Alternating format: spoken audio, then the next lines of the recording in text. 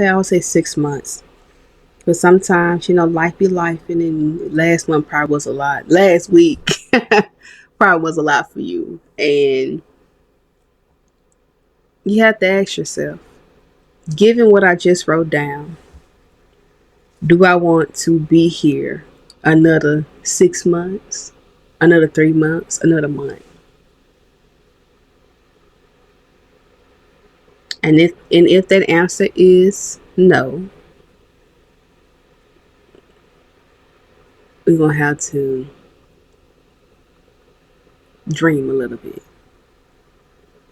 If that answer is even yes, because it was a good, how can we double that? How can we do more? So, if we looking ahead,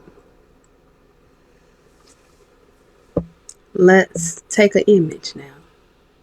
Think about those things that you just stated, right? What can you do differently?